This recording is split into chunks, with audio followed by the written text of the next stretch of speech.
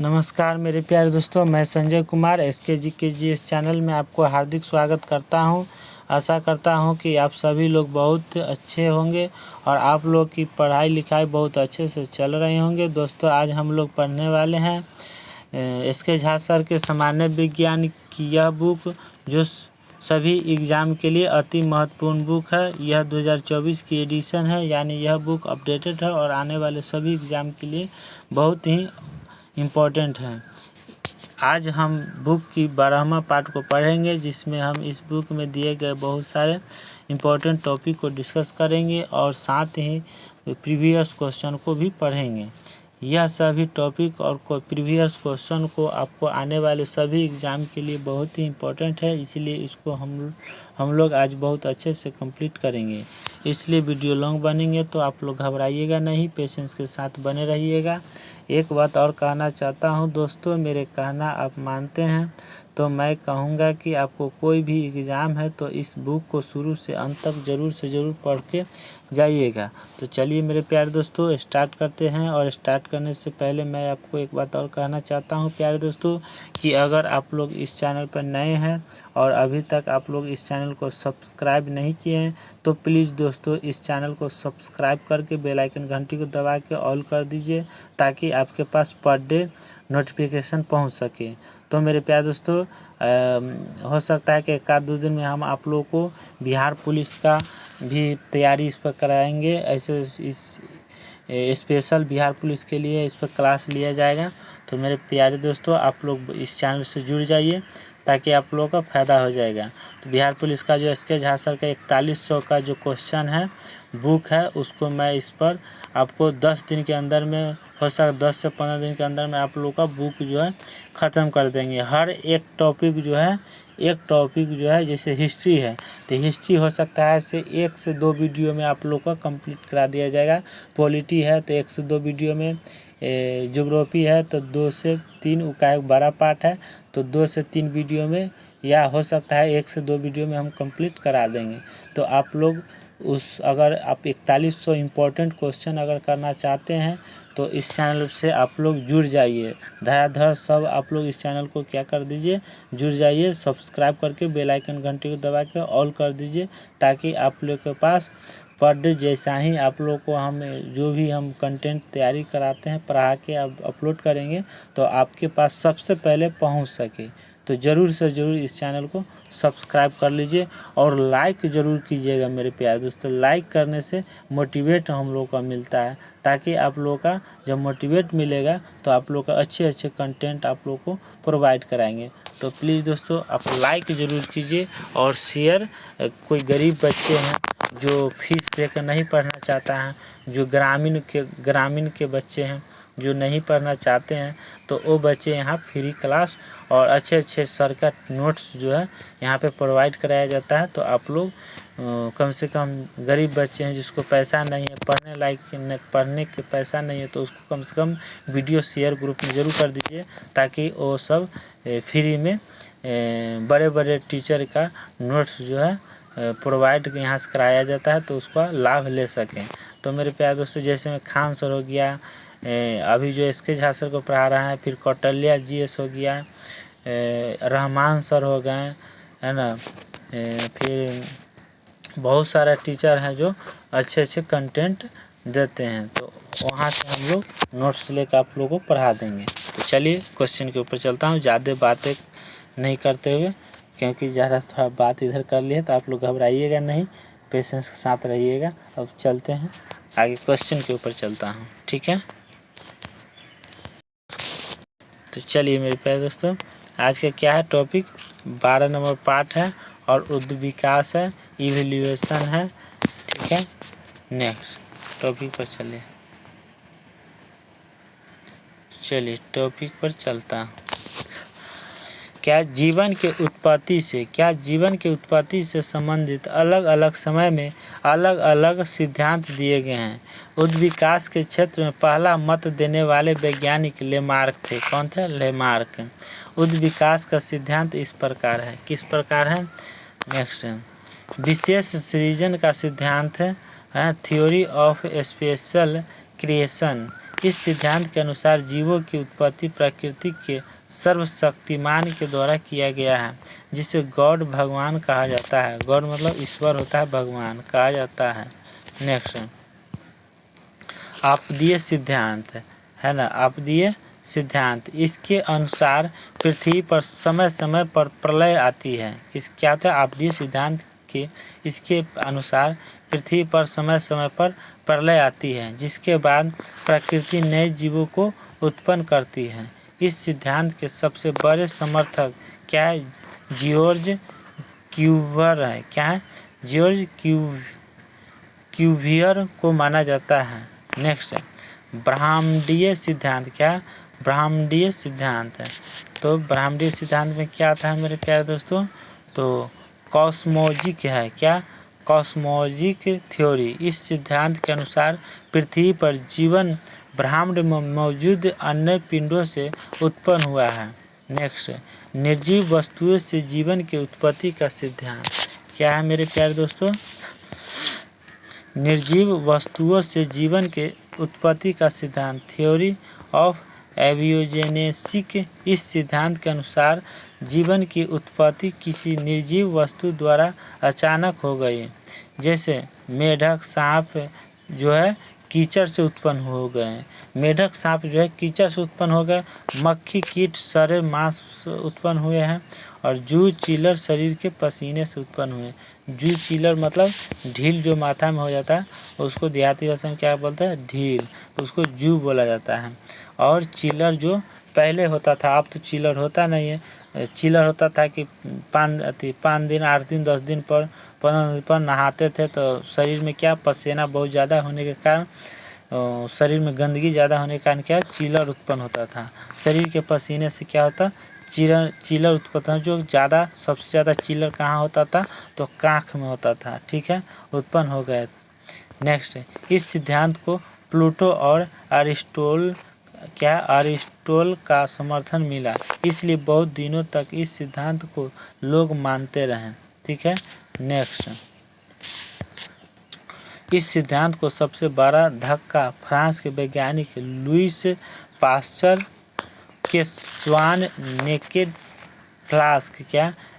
Flask experiment के द्वारा लगा, जिससे यह साबित हो गया कि जीवन की उत्पत्ति पहले से मौजूद जीवित पदार्थों से ही संभव है। क्या? पहले से मौजूद जीवित पदार्थों से ही संभव है। नेक्स्ट क्या है? भौतिकी। क्या मेरे प्यारे दोस्त? भौतिकी, रासायनिक सिद्धांत, आधुनिक सिद्धांत या प्राकृतिक सिद्धांत सब एक ही है ना। तो क्या फिजिको केमिकल है ना, थ्योरी, मॉडर्न थ्योरी, क्या है? न्यूट्रलिस्टिक थ्योरी। इस सिद्धांत को देने वाले वैज्ञानिक ए.आई. ऑफरिन। क्या? ऑफरिन। इस सिद्धांत को देने वाले वैज्ञानिक जो ए.आई. ऑफरिन रूसियन के रहने वाले थे, जो 1924 में क्या हो गए? JBS 1924 में क्या सिद्धांत दिए। आगे JBS हेल्डन। क्या है? JBS हेल्डन ब्रिटेन के रहने वाले थे, जो 1929 ईस्वी में क्या हो गए? इसका सिद्धांत दिए। इसका सिद्धांत दिए, इस वैज्ञानिक ने सिद्धांत दिए। Next A I. ऑफरिन। क्या? ए.आई. ऑफरिन ने द ऑरिजिन। क्या? द ऑरिजिन ऑफ लाइफ नामक पुस्तक की रचना 1936 में की है। कब की? 1936 में रचना की है। नेक्स्ट आ जाइए। इस सिद्धांत के अनुसार जीवन की उत्पत्ति भौतिक रासायनिक अभिक्रिया के द्वारा हुई। जीवन की उत्पत्ति कैसे हुआ? तो भौतिक रासायनिक अभिक्रिया के द्वारा हुआ। नेक्स्ट क्वेश्चन आ जाइए। वर्तमान समय में जीवन के उत्पत्ति से संबंधित सिद्धांतों में जीवन के उत्पत्ति से संबंधित सिद्धांतों में इसे क्या है? सर्वमान्य सिद्धांत माना जाता है। Next big bang. क्या? बिग बैंग का सिद्धांत 1920 में लेमेंटर ने दिया था। किसने दिया था? लेमेंटर ने दिया था। नेक्स्ट बिग बैंग के उपरांत गैस का गोला कई टुकड़ों में विभाजित हो गया। क्या हुआ? कई टुकड़ा में कई टुकड़ों में विभाजित हो गया, जिससे गैलेक्सी मंदाकिनी का निर्माण हुआ। क्या हुआ? मंदाकिनी का निर्माण हुआ, जिससे क्या कहा गया? जिससे मंदाकिनी क्या हुआ? आकाशगंगा भी कहा, क्या हो गया? आकाशगंगा भी शामिल थी। नेक्स्ट, आकाशगंगा में सूर्य एक तारे के रूप में मौजूद था। सूर्य जो है एक तारे के रूप में क्या है? एक तारे के रूप में क्या है? मौजूद था। कहाँ? आकाशगंगा में। नेक्स्ट, प्रारंभिक अवस्था में सूर्य एक ठंडे गैस के गोले में स्थित था, जिसे नेबुला कहा जाता था। नेक्स्ट, नेबुला में आंतरिक गुरुत्वाकर्षण बल के कारण घर्षण उत्पन्न होने लगा, जिससे ऊष्मा जो है हीट उत्पन्न होने लगी तथा इसे प्राचीन सूर्य कहा जाता है। क्या कहा जाता है? प्राचीन सूर्य जो है कहा जाता है। नेक्स्ट, समय के साथ ऊष्मा की मात्रा बढ़ने से सूर्य में मौजूद हाइड्रोजन परमाणु आपस में मिलकर हीलियम का निर्माण करने लगे, जिससे बहुत बड़ी मात्रा में ऊर्जा का निर्माण होने लगा। परिणाम स्वरूप सूर्य एक चमकीले तारे के रूप में परिवर्तित हो गया, जो आधुनिक सूर्य के नाम से जाना जाता है। नेक्स्ट क्वेश्चन, सूर्य के निर्माण के बाद सूर्य में ऊष्मा के कारण उत्पन्न घूर्णन गति सूर्य के कमजोर भाग अपकेंद्रीय बल है ना, अपकेंद्रीय बल के कारण टूट कर क्या हो गया? अलग होने लगे, जिससे ग्रहों तथा उपग्रहों का निर्माण हो गया, जिसमें पृथ्वी भी शामिल थी। क्या थी? पृथ्वी भी शामिल थी। अगला, पृथ्वी के निर्माण के समय पृथ्वी का तापमान जो है 6000 डिग्री सेल्सियस था। पृथ्वी के जब निर्माण हुआ उस समय पृथ्वी का तापमान कितना था? 6000 डिग्री सेल्सियस था। नेक्स्ट क्वेश्चन, अत्यधिक तापमान होने के कारण पृथ्वी में मौजूद सभी तत्व क्या है? गैसीय अवस्था में पाए जाते हैं। सभी तत्व जो है गैसीय अवस्था में पाए जाते हैं। नेक्स्ट क्वेश्चन, चूँकि सर्वाधिक मात्रा में हाइड्रोजन मौजूद थी, इसलिए सभी हाइड्रोजन ऑक्सीजन के सभी परमाणु से अभिक्रिया करके जलवाष्प का निर्माण हो रहा था। किसका? जलवाष्प का निर्माण हो रहा था। 2H2 मतलब हाइड्रोजन जो है 2 और 2 4, ऑक्सीजन 2 और हाइड्रोजन जल जो है 2, इससे मिलकर क्या हो गया? जलवाष्प निर्माण हो रहा था। नेक्स्ट,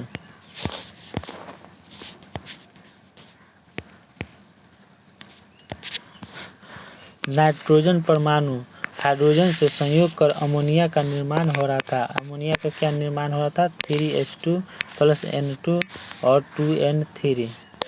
नेक्स्ट, अर्थात पृथ्वी पर बनने वाले पहला यौगिक अमोनिया तथा जल को माना जाता है। अर्थात पृथ्वी पर बनने वाला पहला यौगिक अमोनिया तथा जल को माना जाता है। नेक्स्ट क्वेश्चन, समय बीतने के साथ पृथ्वी में मौजूद तत्व घनत्व के आधार पर जमने लगे, जिससे पृथ्वी की संरचना का निर्माण हो गया। जैसे भारी तत्व लोहा, कॉपर, सोना, प्लेटिनम, चांदी, सब क्या भारी तत्व है? लोहा, कॉपर, सोना, प्लेटिनम, चांदी इत्यादि सब भारी तत्व है, केंद्र में जमा हो गए, जिससे क्या? कोर का निर्माण हो गया। किसका? कोर का निर्माण हो गया। नेक्स्ट क्वेश्चन, भारी तत्व के बाद कम भार वाले तत्व आपस में मिलकर एक आवरण का निर्माण किया, जिसे मेंटल कहा जाता है। एक आवरण का निर्माण हुआ, उससे क्या कहा जाता है? मेंटल कहा जाता है। जैसे calcium, magnesium, aluminium, silicon, sulphur इत्यादि सब मिलकर क्या हो गया?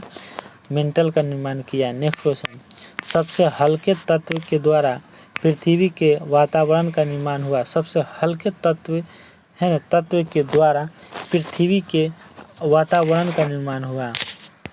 नेक्स्ट, वातावरण का निर्माण हुआ जिसमें ऑक्सीजन, कार्बन, हाइड्रोजन, नाइट्रोजन इत्यादि शामिल थे। क्या थे? ऑक्सीजन, कार्बन, हाइड्रोजन, नाइट्रोजन इत्यादि शामिल थे। शुरुआती अवस्था में पृथ्वी पर होने वाले ज्वालामुखी विस्फोट के कारण अंदर के तत्व बाहर आकर विभिन्न तत्वों से क्या हो गया? संयोग करते थे, जिससे कार्बाइड तथा नाइट्राइड का निर्माण हो गया, जैसे CaC2 calcium carbide, Na3n sodium nitride, है ना।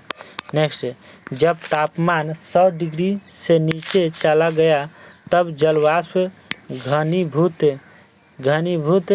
कंडेंस होकर द्रव में परिवर्तित होने लगे, जिससे करोड़ों वर्ष तक होने वाली महाबारिश की शुरुआत हुई, जिसे टोरेंटियल रेन्स कहा जाता है। नेक्स्ट क्वेश्चन, बारिश के उपरांत पूरी पृथ्वी जलमग्न हो गई। बारिश के उपरांत क्या हो गया? पूरी पृथ्वी जलमग्न हो गए, और जलमग्न होने के कारण रासायनिक अभिक्रिया के द्वारा सरल तथा जटिल यौगिक निर्माण होने लगा। क्या हो गया? रासायनिक अभिक्रिया के कारण, है ना, के द्वारा सरल तथा जटिल यौगिक, सरल तथा जटिल यौगिक का निर्माण होने लगा। नेक्स्ट, जैसे acetylene, ethane, methane, amino acid, glucose, fatty acid इत्यादि का निर्माण होने लगा। नेक्स्ट क्वेश्चन,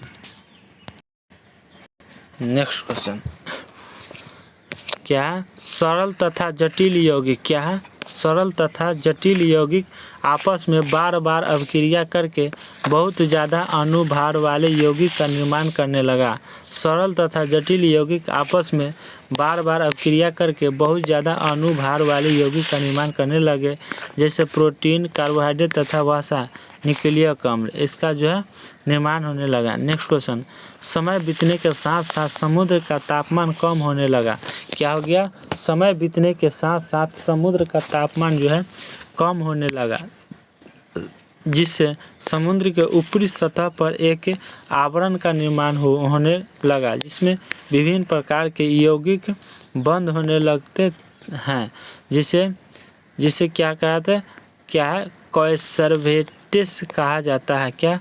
कॉन्सर्वेटिव कहा जाता है। नेक्स्ट, मेसेजोइक, मेसेजोइक काल में डायनासोर फले फूले। क्या? मेसेजोइक काल में डायनासोर जो है फले फूले। नेक्स्ट, जब कॉन्सर्वेटिव्स के अंदर न्यूक्लिक एसिड बंद हुआ तो DNA, तब इसे एम्बॉडी कहा जाता है, जिसमें विभाजन करने की क्षमता पाई जाती थी, जो पृथ्वी पर जीवन की शुरुआत माना जाता है। इस प्रकार की संरचना अर्क बैक्टीरिया में देखी जाती है। अर्क बैक्टीरिया को पृथ्वी पर विकसित होने वाला पहला प्राणी माना जाता है। किसको? अर्क बैक्टीरिया को। नेक्स्ट, पृथ्वी पर जीवन की उत्पत्ति जल में अर्क बैक्टीरिया के रूप में होता है, जो भोजन के लिए रसायन का प्रयोग करते हैं, इसलिए इन्हें रसायनपोषी केमोट्रोफी कहा जाता है। नेक्स्ट, समय बीतने के साथ आर्कियोबैक्टीरिया के अंदर क्लोरोफिल जैसे यौगिक का निर्माण होता है, जिससे इनका स्वभाव रसायनपोषी से स्वपोषी में परिवर्तित हो जाता है। रसायनपोषी से स्वपोषी में क्या होता है? परिवर्तन हो जाता है। नेक्स्ट, स्वपोषी जो है ऑटोट्रॉफी होने के कारण प्रकाश संश्लेषण के द्वारा वातावरण में ऑक्सीजन मुक्त O2 अवस्था में उपलब्ध हो गई, जिससे वातावरण रेड्यूसिंग से ऑक्सीडाइजिंग में परिवर्तित हो गया। नेक्स्ट, ऑक्सीडाइजिंग एटमॉस्फेयर के कारण नए जीवन की उत्पत्ति की संभावना को समाप्त कर दिया, जिससे पृथ्वी पर जीवन के स्वरूप को बदलने का एकमात्र तरीका इवोल्यूशन रह गया। क्या? इवोल्यूशन रह गया। नेक्स्ट क्वेश्चन,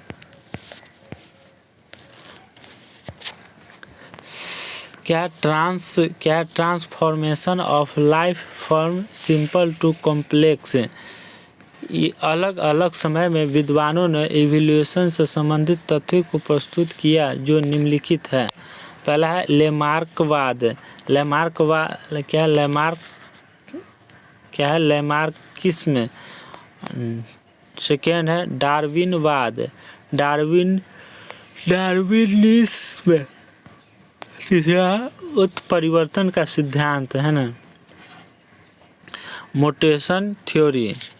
अगला है लेमार्कवाद है ना। इस सिद्धांत को देने वाले वैज्ञानिक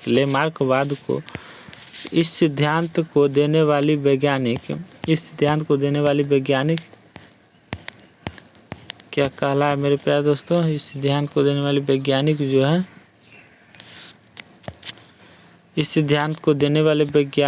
क्या कहला है? वैज्ञानिक लेमार्क थे। इनके द्वारा लिखी गई पुस्तक क्या है? फिलोसफिक जूलॉजी का प्रकाशन 1809 में हुआ था। क्या? जूलॉजी का प्रकाशन 1809 ईस्वी में हुआ था। नेक्स्ट क्वेश्चन, लेमार्कवाद की महत्वपूर्ण बातें हैं। क्या है? फर्स्ट में है कि जीवों की संरचना में परिवर्तन आंतरिक बल के कारण होता है। किस कारण होता है? आंतरिक बल के कारण होता है जीवों की संरचना में परिवर्तन। सेकेंड है, जिस अंग का जीवन जितना ज़्यादा प्रयोग करते हैं वे अंग उतने ही ज़्यादा विकसित हो जाते हैं, तथा जिस अंग का प्रयोग नहीं किया जाता है वे अंग छोटे होने लगते हैं तथा एक समय के बाद समाप्त हो जाते हैं। इसे क्या कहा जाता है मेरे प्यारे दोस्तों? इसे कहा जाता है यूज एंड डाइसोस थ्योरी। प्रयोग एवं अनुप्रयोग कहा जाता है। नेक्स्ट तीसरा, जो लक्षण कोई जीव अपने जीवन काल में प्राप्त करता है वह लक्षण उनके बच्चे में स्वतः ही चला जाता है। मतलब कहने का सेंस है कि जो लक्षण कोई जीवन अपने जीवन काल में प्राप्त करता है, मतलब जो लक्षण जो अपने माता पिता के पास होता है ना, अपने जीवन काल में जो प्राप्त करते हैं वही लक्षण जो है उनके बच्चे जो होता है बच्चे में स्वतः ही चला जाता है। इसे इनहेरिटेंस और एक्वायर्ड कैरेक्टर उपार्जित लक्षणों की वंशागति कहा जाता है। नेक्स्ट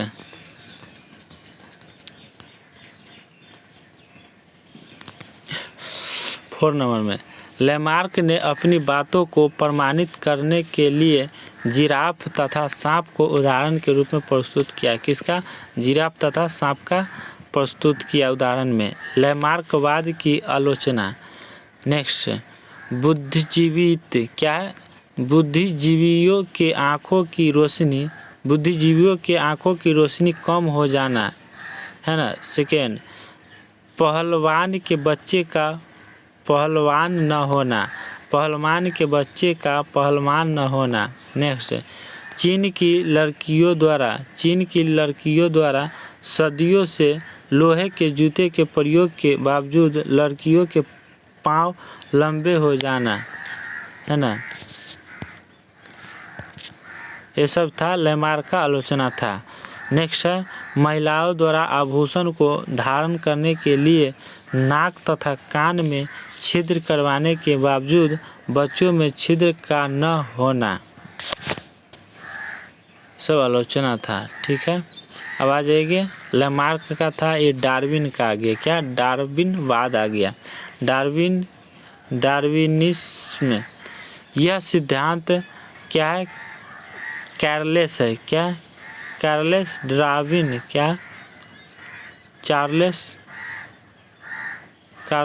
डार्विन ब्रिटेन के रहने वाले ब्रिटेन के द्वारा दिया गया है। इन्होंने अपनी यात्रा में HMS वेगल नामक जहाज का प्रयोग किया।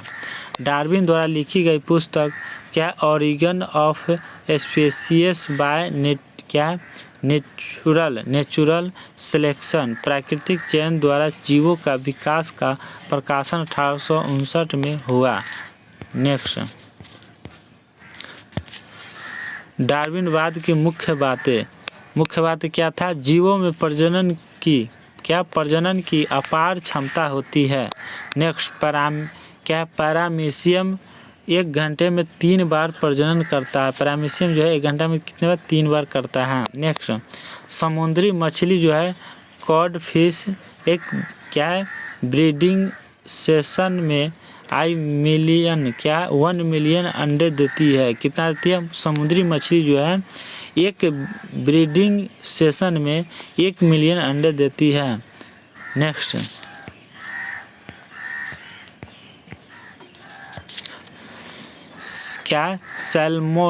सैल्मोन फिश एक ब्रीडिंग सेशन प्रजनन काल में 2 करोड़ 80 लाख अंडे देती है। नेक्स्ट, मनुष्य की छोटी आंत का परजीवी है ना, एस्केरिज एक बार में 2 लाख अंडे देती है। मनुष्य की छोटी आंत का जो है परजीवी वो एस्केरिज एक बार में 2 लाख अंडे देती है। नेक्स्ट, स्तनधारियों में सबसे कम प्रजनन क्षमता हाथी की होती है। स्तनधारी में सबसे कम प्रजनन क्षमता हाथी की होती है, जो अपने पूरे जीवन काल में अधिकतम 6 बच्चे को जन्म दे सकती है। अपने पूरे जीवन काल में जो है 6 बच्चे को क्या करते हैं? हाथी जन्म देते हैं। नेक्स्ट क्वेश्चन, नेक्स्ट क्वेश्चन क्या है मेरे प्यारे दोस्तों? लगभग नियत जनसंख्या क्या है? नियत जनसंख्या अप्रोक्सीमेटली क्या है? अप्रोक्सीमेटली क्या है? Constant population. अत्यधिक प्रजनन क्षमता के बावजूद पृथ्वी पर जीवों की संख्या लगभग नियत रहती है। क्या? लगभग नियत रहती है। नेक्स्ट, अस्तित्व क्या है मेरे प्यारे दोस्तों? अस्तित्व के लिए संघर्ष, स्ट्रगल ऑफ लाइफ। पृथ्वी पर जीवों के लिए भोजन एवं आवास सीमित होते हैं। पृथ्वी पर जो है भोजन के लिए, पृथ्वी पर जीवों के लिए भोजन एवं आवास जो है सीमित होते हैं, जिसके लिए जीवों को आपस में संघर्ष करना पड़ता है। जीवों को क्या होता है? आपस में संघर्ष करना पड़ता है। नेक्स्ट, विविधता है ना, वेरिएशन। संघर्ष के दौरान जीवों में विविधता उत्पन्न हो जाती है। नेक्स्ट, योग्यतम की उत्तरजीविता क्या? उत्तरजीविता। यूजफुल वेरिएशन का चुनाव सर्वाइवल ऑफ फाइटेस्ट। नेक्स्ट, संघर्ष के दौरान जिसमें सबसे अच्छी विविधता होती है उसे प्राकृतिक चयन कर लेती है, जिसे हर्बर्ट स्पेंसर ने सर्वाइवल ऑफ फाइटेस्ट कहकर संबोधित किया। नेक्स्ट क्वेश्चन 6 नंबर में है, वातावरण परिवर्तनशील वातावरण एक्सेप्ट करना। नेक्स्ट, वातावरण की परिवर्तनशीलता के कारण जीवों में विविधता जमा होती रहती है। नेक्स्ट, प्रकृति के बदलाव के अनुसार जीवों को अनुकूल बनाना पड़ता है। जो इसका पालन नहीं करते हैं वे प्राकृतिक से लुप्त हो जाते हैं। जैसे डायनासोर, डोडो सबसे नज़दीकी में लुप्त हुआ पक्षी आदि है। नेक्स्ट है लुप्त होने के कगार पर मौजूद प्राणियों की सूची को रेड डाटा बुक में सूचीबद्ध किया जाता है। नेक्स्ट, गौरैया भी लुप्त होने की कगार पर है। गौरैया भी जो है क्या हुआ? लुप्त होने की कगार पर है।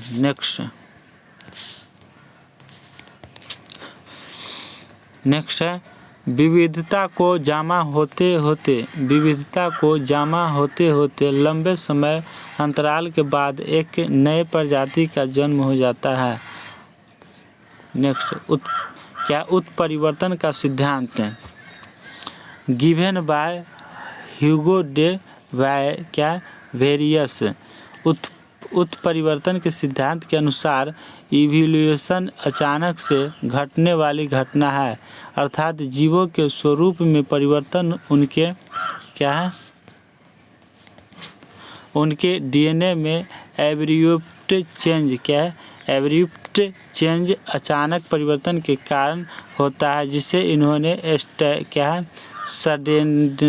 सडनली एंड जार्के प्रोसेस कहा। नेक्स्ट, जैविक उद्विकास से संबंधित प्रमाण। नेक्स्ट, इवोल्यूशन से संबंधित तथ्यों को प्रमाणित करने के लिए निम्न बातों को आधार माना जाता है। नेक्स्ट क्वेश्चन क्या है? होमोलोगस एंड एनालोगस ऑर्गेन, समाज अंग एवं स्वरूप अंग। नेक्स्ट, समाज अंग होमोलोगस ऑर्गेन क्या है?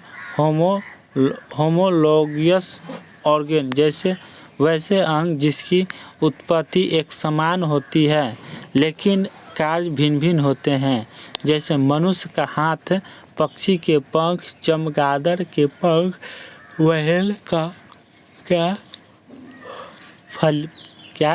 फलीपर जिससे मछली तैरती है, सभी वर्टेब्रेट हैं।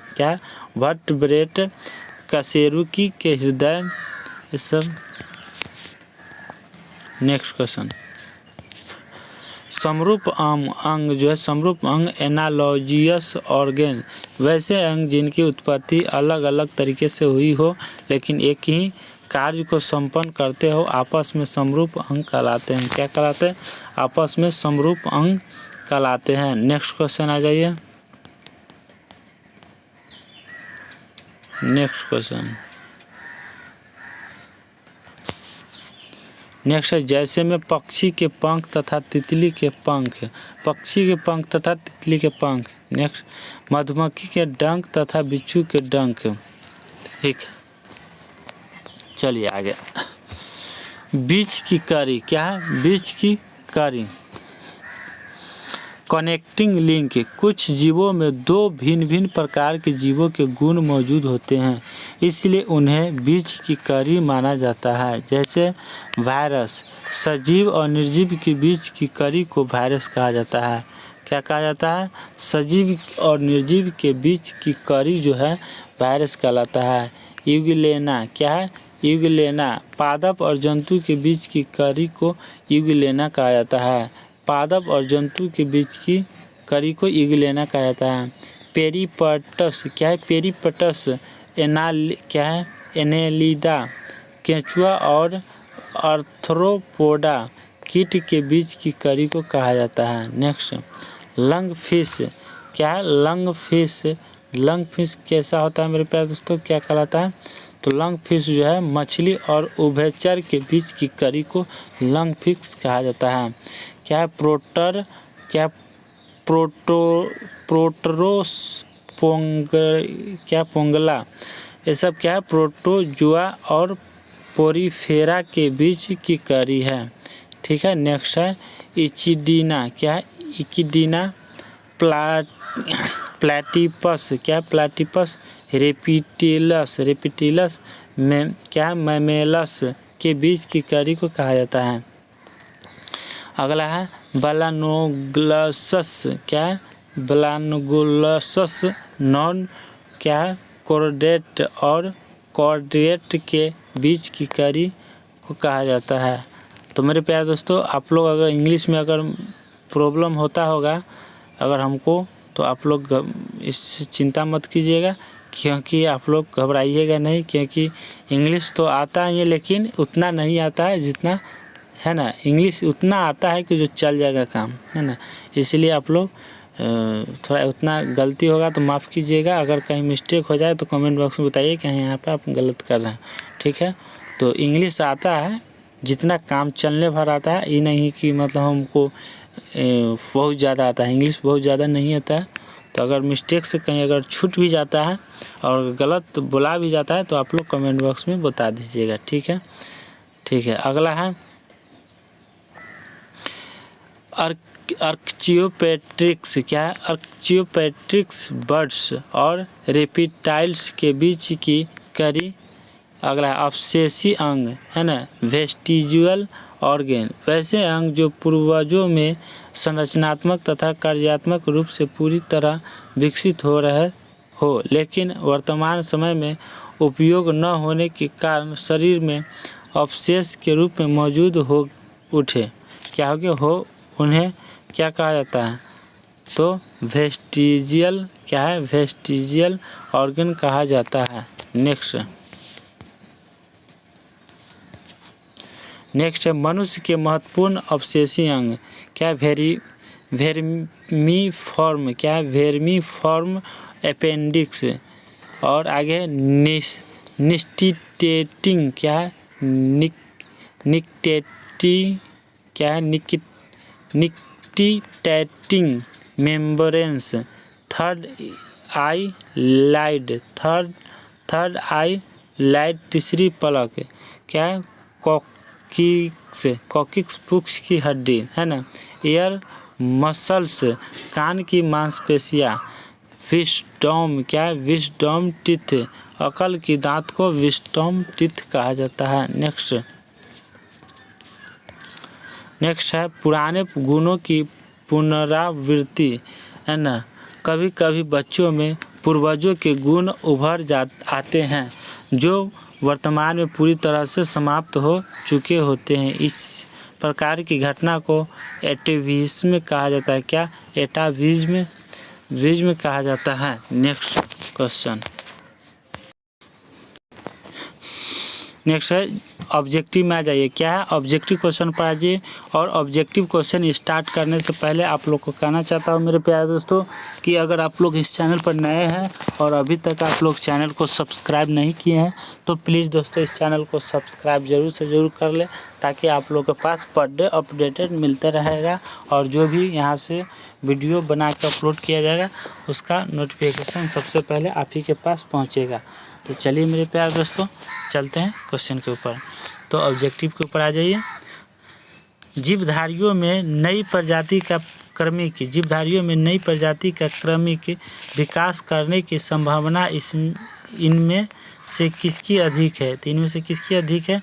तो ऑप्शन ए द्विवर्ण अणुओं का विभाजन होगा आंसर। नेक्स्ट, वैसे अंग जिनकी मौलिक संरचना तो एक समान होती है परंतु उनके द्वारा किया जाने वाला कार्य भिन्न भिन्न होती है, क्या कहा जाता है? तो समरूप अंग कहा जाता है। क्या? समरूप अंग कहा जाता है। सी। क्या है? ओरिजिनल, क्या है? ओरिजिन ऑफ स्पीसीज नामक पुस्तिका किसके द्वारा लिखी गई है? तो किसके द्वारा? जीन, क्या है? Jean Baptiste de Lamarck. B हो गया John Burdon Sanderson Haldane. C हो गया चार्ल्स डार्विन। डी हो गया कार्ल लिनियस। तो आंसर हो जाएगा सी, चार्ल्स डार्विन। जीवन की उत्पत्ति के बारे में ओपरिंग, क्या है? जीवन की उत्पत्ति के बारे में ओपेरिन का सिद्धांत किससे संबंधित है? तो किससे संबंधित है? रासायनिक विकास से संबंधित है। नेक्स्ट, प्रजातियों की, क्या है? प्रजातियों की व्यक्तिगत संख्या को बनाए रखने और उनके विलोपन को रोकने के लिए निम्नलिखित में से कौन सा आवश्यक है? कौन सा आवश्यक है? तो प्रजनन आवश्यक है। नेक्स्ट क्वेश्चन पर आ जाइए। 6 नंबर, मानवीय विकास के संबंध में हाल ही में खोज की गई कड़ी कौन से जीवाश्म की खोज है? कौन सी की जीवाश्म का खोज है? तो होमो नलेडी की। किसका? होमो नलेडी की। नेक्स्ट क्वेश्चन, जीवों द्वारा जीने के लिए और अधिक वंश वृद्धि के लिए बेहतर अनुकूलित वातावरण बनने की प्रक्रिया को क्या कहा जाता है? तो क्या कहा जाता है मेरे पास? प्राकृतिक चयन किया जाता है। कि क्या? प्राकृतिक चयन कहा जाता है। नेक्स्ट क्वेश्चन, होमो सेपियंस के रूप में वर्गीकृत किए जाने वाले प्रारंभिक होमिनोइड्स थे। कौन थे होमिनोइड्स? तो ये थे क्रो-मैग्नन। क्या थे? क्रो-मैग्नन। क्या? क्रो-मैग्नन थे। नेक्स्ट क्वेश्चन है कि मनुष्य की आनुवंशिकी का पता लगाने जा सकता है। क्या? मनुष्य की आनुवंशिकी का पता लगाया जा सकता है किसके कारण? अफ्रीकी मूल के कारण। ए हो जाएगा आंसर। 10 का किस युग के दौरान डायनासोर फले फूले? किस युग के दौरान जो है डायनासोर फले फूले?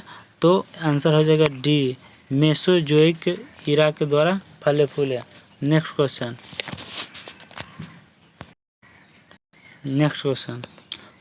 निम्नलिखित में से कौन सा वह विचार है कि नई प्रजातियों का विकास उनके परिभाषित परिवर्तन के कारण हुआ है? ठीक है, तो आंसर हो जाएगा उत्परिवर्तन के कारण हुआ है। नेक्स्ट क्वेश्चन, निम्नलिखित में से कौन प्रजातियों की संख्या को बनाए रखने और उनकी विलुप्तता को रोकने के लिए आवश्यक है? निम्नलिखित में से कौन प्रजातियों की संख्या को बनाए रखने और उनकी विलुप्तता को रोकने के लिए आवश्यक है? तो किसका आवश्यक है मेरे प्यारे दोस्तों? तो आंसर क्या हो जाएगा? ए, प्रजनन का।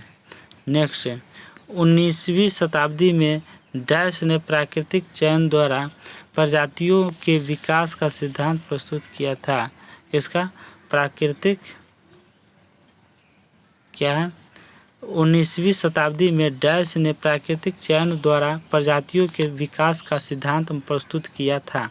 तो आंसर क्या हो जाएगा? बी, चार्ल्स डार्विन ने किया था। किसका? चार्ल्स डार्विन ने। नेक्स्ट क्वेश्चन, तो कहाँ तक हो गया था मेरे प्यारे दोस्तों? यहाँ तक हो गया 13 तक, चार्ल्स डार्विन तक हो गया। 14 का विकास का सिद्धांत किसके द्वारा प्रस्तावित किया गया था? तो ए, चार्ल्स डार्विन के द्वारा प्रस्तावित किया गया था। 15 नंबर चलते फटाफट। जैविक विकास को डैश के तौर पर परिभाषित किया गया। जैविक विकास को डैश के तौर पर परिभाषित किया गया। तो किसके तौर पर विकास किया गया? तो प्राकृतिक चयन के द्वारा किया गया। नेक्स्ट क्वेश्चन है जी 16 नंबर, डैश विकास के सिद्धांत से संबंधित है। कौन? Charles Darwin. चार्ल्स डार्विन जो है विकास सिद्धांत से संबंधित है। नेक्स्ट, जैविक विविधता का आधारभूत स्रोत है। जैविक विविधता का आधारभूत स्रोत क्या है? उत्परिवर्तन है। क्या? उत्परिवर्तन है। नेक्स्ट क्वेश्चन है मेरे प्यारे दोस्तों, मनुष्य के क्रम विकास का अध्ययन। मनुष्य के क्रम विकास का अध्ययन क्या है? इंगित करता है कि हम सभी एक ही प्रजाति से संबंधित है। तो प्रजाति से है तो डैश में विकसित क्या हुआ? डैश में जो है विकसित क्या हुआ? तो ये अफ्रीका का हुआ। नेक्स्ट क्वेश्चन, 19 नंबर, डैश लाखों वर्षों से क्या है? आदमी। क्या है? लाखों वर्षों से आदिम जो है आदिम जीवों में क्रमिक परिवर्तनों का अनुक्रम है, जिसके परिणाम स्वरूप नई प्रजाति का गठन होता है। इसका नई प्रजाति उसके क्रमागत उन्नति कहते हैं। नेक्स्ट क्वेश्चन, 20 में किस वैज्ञानिक ने द थ्योरी ऑफ इवोल्यूशन क्या है? इवोल्यूशन का प्रतिमान किया। इवोल्यूशन का प्रतिपादन किया। तो क्या किया? तो चार्ल्स डार्विन ने किया। Next question,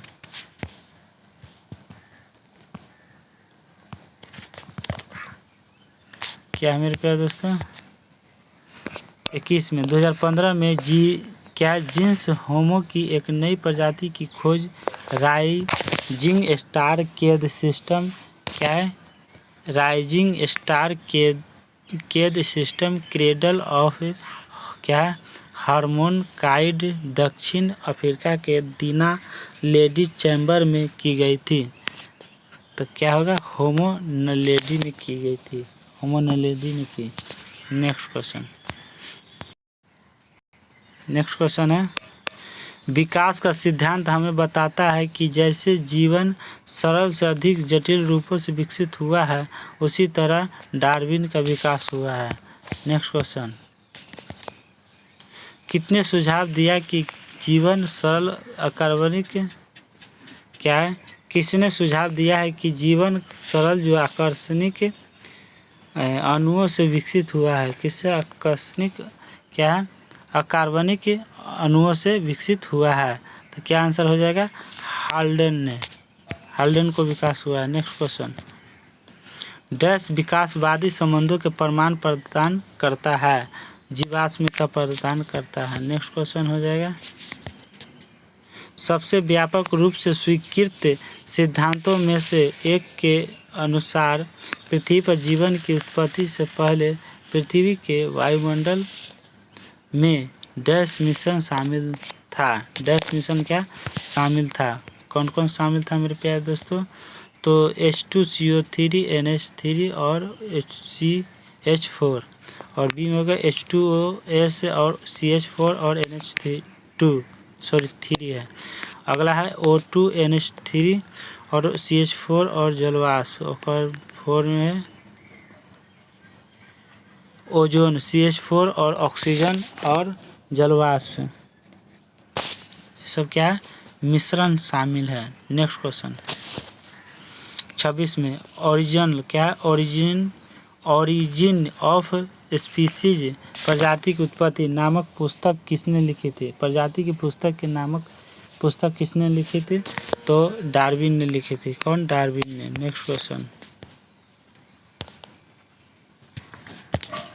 next question, dash एक अंग्रेजी प्रकृतिवादी भूवैज्ञानिक और जीव विज्ञानी है जो विकास से संबंधित विज्ञान में उनके योगदान के लिए जाने जाते हैं।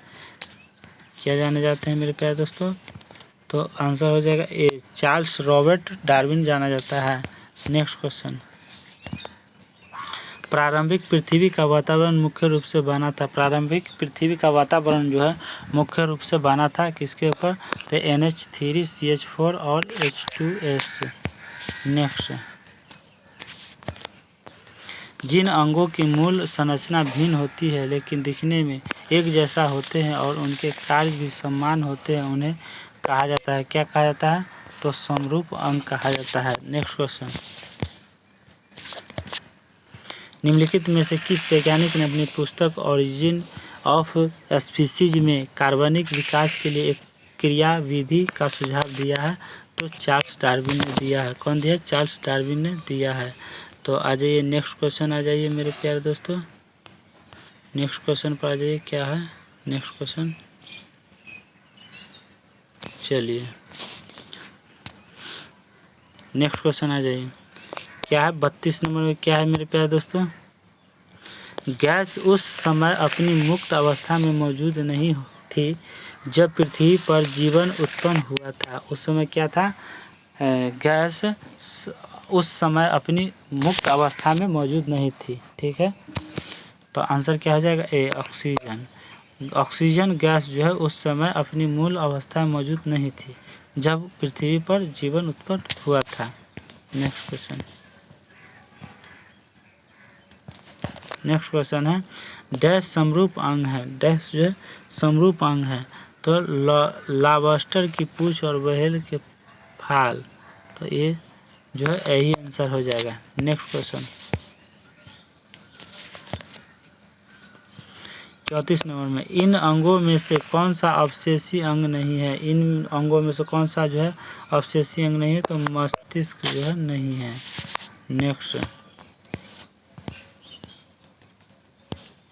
नेक्स्ट क्वेश्चन है 35 में, विकासवाद का सिद्धांत किसने प्रतिपादित किया? तो बी हो जाएगा, डार्विन ने।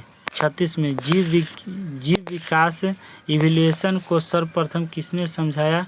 तो लैमार्क ने समझाया। किसने? लैमार्क ने। नेक्स्ट क्वेश्चन 37 नंबर, विकास के उत्परिवर्तन सिद्धांत का प्रतिपादन किया था कौन? ह्यूगो डी ब्रिज ने। नेक्स्ट क्वेश्चन 38 में, वर्तमान प्रमाण के अनुसार पृथ्वी पर जीव का उद्भव हुआ है लगभग कितना वर्ष हुआ है? तो 20 कितना है? सैकड़ों हजार दस लाख 2 अरब वर्ष पूर्व हुआ है। नेक्स्ट क्वेश्चन, पृथ्वी पर सबसे पुराना जीव कौन सा है? तो पृथ्वी पर जो है सबसे पुराना जीव नीलहरित शैवाल है। क्या है? नीलहरित शैवाल है। नेक्स्ट क्वेश्चन, डार्विन द्वारा प्रस्तुत प्राकृतिक वर्णन निम्न में से किस पर आधारित है? तो किस पर आधारित है मेरे प्यारे दोस्तों? तो उपयुक्त सभी पर आधारित है। नेक्स्ट क्वेश्चन,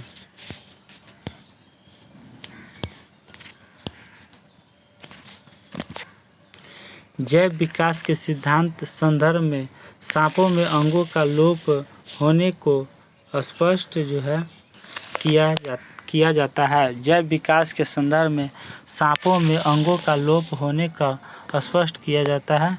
क्या किया जाता है? अंगों का उपयोग तथा अनुपयोग किए जाते हैं। नेक्स्ट क्वेश्चन,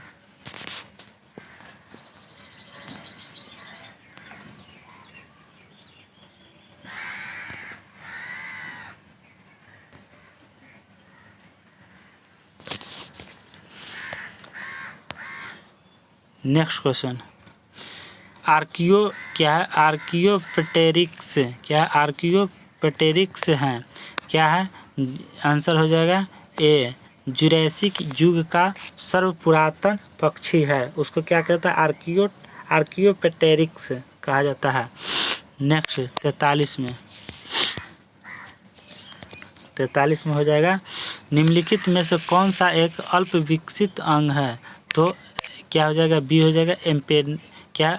अपेंडिक्स जो है अल्प विकसित अंग है, ये विकसित नहीं होता है। नेक्स्ट क्वेश्चन, समरूप अंग होते हैं कार्य में सम्मान देना समरूप अंग कहलाता है। नेक्स्ट होता है आर्कियोप्टेरिक्स किस वर्गों के प्राणियों के बीच की योजक कड़ी है? तो सरीसृप व पक्षी, बी हो जाएगा आंसर। नेक्स्ट हो गया, मैथन पूर्वज है। क्या है? मैमथ पूर्वज है। तो आंसर क्या हो जाएगा? डी, हाथी का है। नेक्स्ट क्वेश्चन, डायनासोर थे, पहले डायनासोर क्या थे? तो मेसोजोइक सरीसृप थे। क्या थे? मेसोजोइक सरीसृप थे डायनासोर। नेक्स्ट क्वेश्चन आ जाइए 48 में आ जाइए, डायनासोर रहे क्या? मेसोजोइक युग में। क्या? मेसोजोइक युग में रहे थे। नेक्स्ट क्वेश्चन, नेक्स्ट है, जीवों के विकास इवोल्यूशन के संदर्भ में निम्नलिखित में से कौन सा अनुक्रम सही है? तो कौन सा सही है? तो क्या हो जाएगा? सी हो जाएगा, सालमैंडर, अजगर, कंगारू हो जाएगा। नेक्स्ट क्वेश्चन 50 नंबर, ऐसे अंग जो विभिन्न कार्यों में उपयोग होने के कारण काफ़ी असमान हो सकते हैं लेकिन उनकी मूल संरचना एवं भ्रूणीय प्रक्रिया में समानता रहती है, क्या कहलाते हैं? तो असमजात अंग कहलाता है। नेक्स्ट क्वेश्चन 51, जैव विकास के संदर्भ में सांपों में अंगों का लोप होने को स्पष्ट किया जाता है तो अंगों का उपयोग तथा अनुपयोग किए जाते हैं। A answer. 52 है, जीव की उत्पत्ति किससे हुआ? जल से। जीव की उत्पत्ति कहाँ से हुआ? तो जल से हुआ। नेक्स्ट 53 नंबर में आइए, समजात अंग होते हैं। समजात अंग क्या होते हैं? समजात अंग होते हैं ए, रचना में समान होते हैं। 54 में, निम्न में से कौन सा मनुष्य में अपशेषी अंग नहीं है? तो सी, सामने वाले चपटे दांत में क्या है? अपशेषी अंग नहीं होते हैं।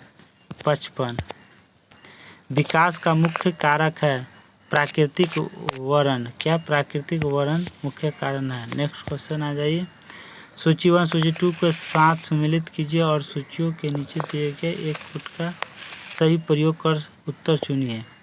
तो क्या हो जाएगा? सूची 1 में उत्परिवर्तन, बीडल और टेंटल। और विकास का सिद्धांत जैकब और मोनोड। एक जीवन एक एंजाइम की परिकल्पना डार्विन। ओपरेन अवधारणाएं डी ब्रिज। आंसर क्या हो जाएगा मेरे प्यारे दोस्तों? आंसर हो जाएगा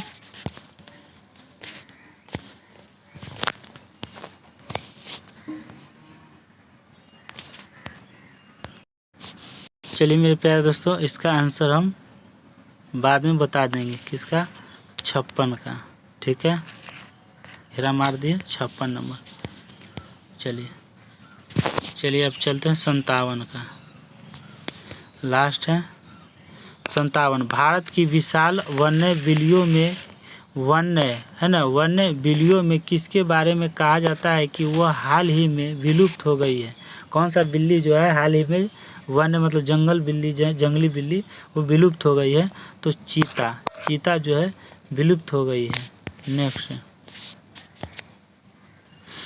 क्वेश्चन है मेरे प्यारे दोस्तों, क्या कि 58 नंबर में है कि आधुनिक मनुष्य के हाल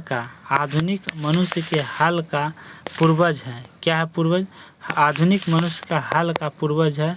ए में हो जाएगा जावा मनुष्य, और बी में हो गया क्रो मैग्नोन मनुष्य, और सी हो गया निएंडरथल मनुष्य, और डी हो गया पेंडिंग मनुष्य।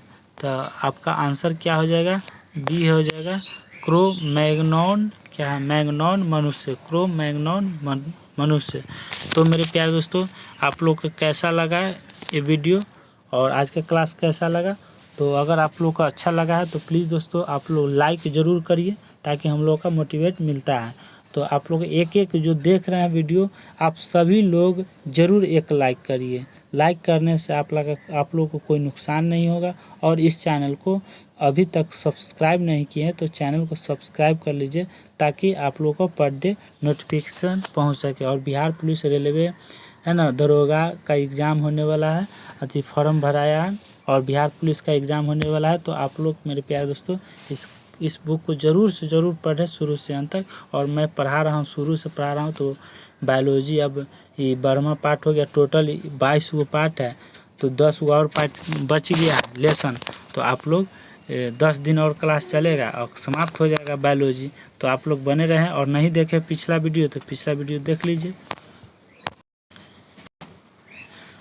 तो मेरे प्यारे दोस्तों, आज की क्लास यहीं तक रहने देते हैं। तो चलते हैं मेरे प्यारे दोस्तों। जय हिंद, जय भारत।